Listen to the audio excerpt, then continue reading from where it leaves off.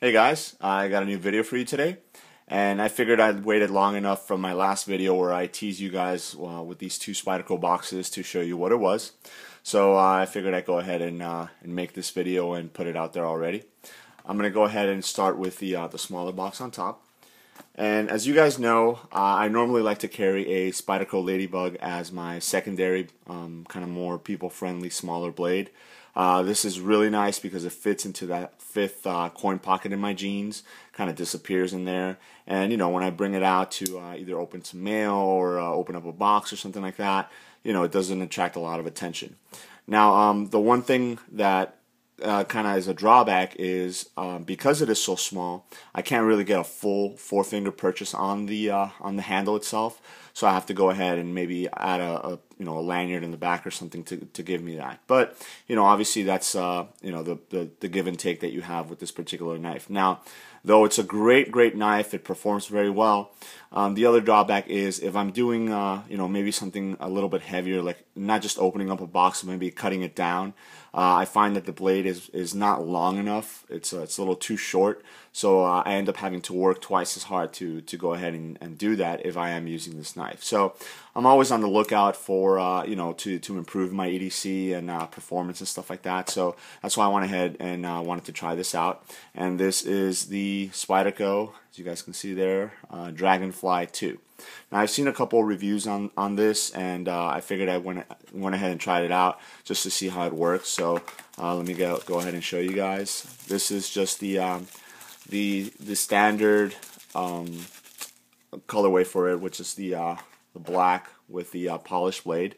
Now size-wise, as you guys can see here, it's a little bit bigger than the Ladybug, but it's not so big that it's it's going to make it seem like I'm just carrying two large knives.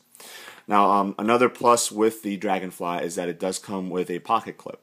So, you know, whereas the Ladybug doesn't, you have to definitely end up either rigging some sort of clip to it or a lanyard or just throwing it in your pocket. This gives you more options. It's small enough to where if you did want to fit it into that fifth coin pocket, it would fit. But it does have the clip, which you can use. And the good thing about it is it comes with the wire clip, which it's quickly becoming one of my favorite clips because it gives you such a deep carry. It's very low profile. It doesn't look like you're carrying a knife sometimes. With this one is not as deep as some of the other ones. You do have a little bit more sticking out, where the lanyard hole is and where this tip is. But that's fine because it's such a smaller knife that you want a little something there to be able to pull it out. So let me give you a couple of specs on the knife itself. The blade length is 2 1/4 inches. So obviously, as you guys can see here, it definitely gives you a lot more, not a lot more, but wider cutting surface than the Ladybug. So actually that will bite a lot better into the box, and you'll be able to cut it. The fact that it's a full flat ground blade also it definitely makes it a little bit better of a slicer, in my opinion, obviously. The overall length of the knife is 5 9/16 inches. The blade steel is VG10, so obviously it's the nice. It takes a really nice edge and it's very sharp. And the weight of this knife is 1.2 ounces, so it's very lightweight. It's got that bidirectional traction on the actual grips, so it definitely locks in your hand. So you guys can see when it opens up, it has this really nice choil there with some jimping. So your finger goes there. You see I got a four finger grip on it. And then it also has some really nice jimping right up here in the thumb ramp, and a little bit of jimping here on the spine of the knife itself. So this is a lockback knife. So it comes to a very wicked point there. So if you do need to maybe pierce into some tape as you're cutting down the box, you're able to kind of choke up on the blade right there and go ahead and do that. So definitely this is I would say a step up from the Ladybug in the essence of you're getting a little bit more cutting power because you can maneuver the blade a lot better than you can because of the size and the width of the blade itself.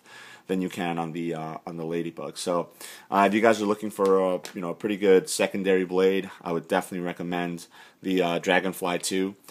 Just overall because of the size and especially the weight. You're not adding a lot, that much more weight. I mean, 1.2 ounces, you barely feel it, and then you get the option of the pocket clip. So if you need to use it, and the cool thing is it is reversible, so it's tip up, left or right hand carry. So that's the Spyderco Dragonfly 2.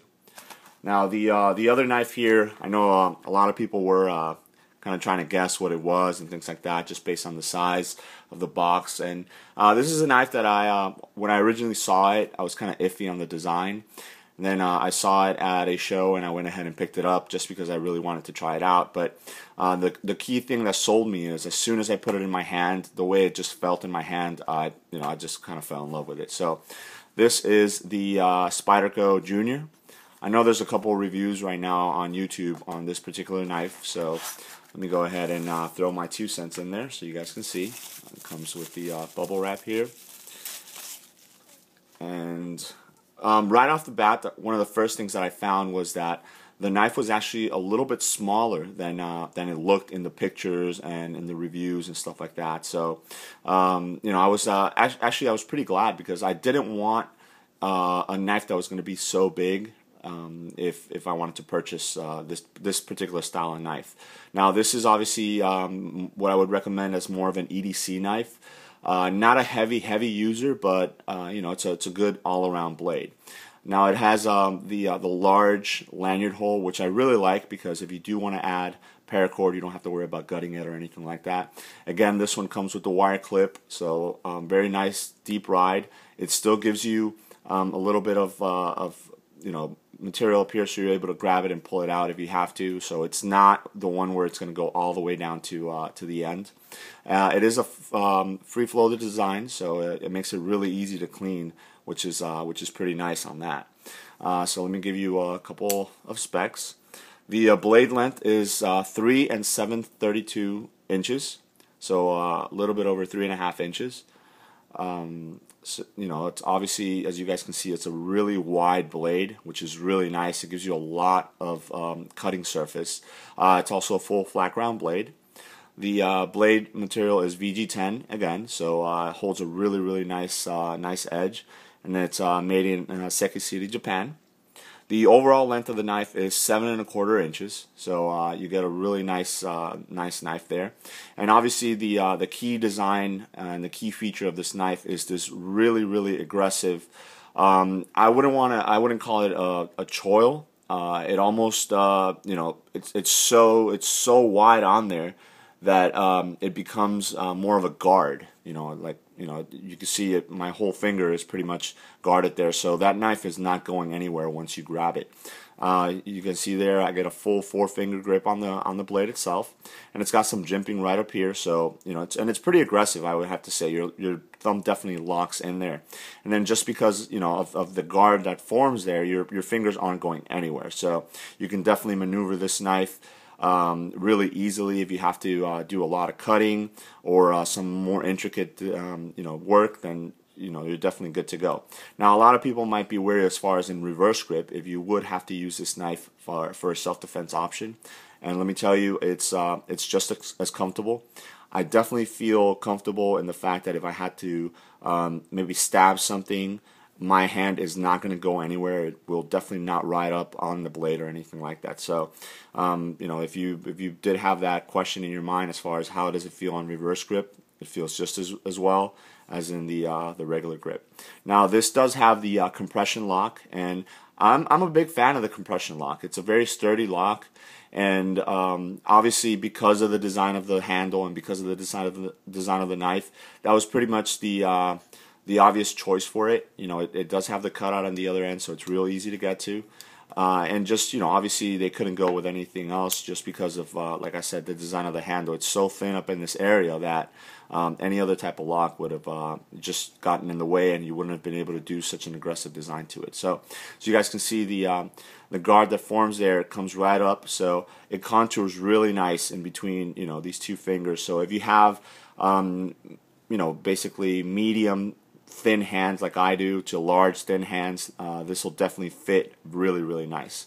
The pocket clip is reversible, left and right tip up carry only. So you know, for the most part, if that's the style of carry that you like, then obviously that's good. Now, I would definitely not want to do this tip down carry just because of how much difference there is in the circumference of the knife up here versus down here.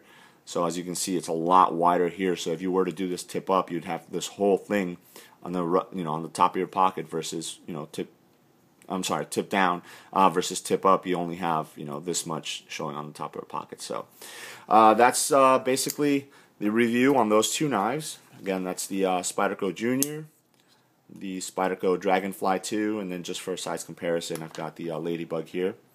So I waited long enough to make this video, so I hope it's very informative to you guys, and let me know if you have any questions. All right, thanks.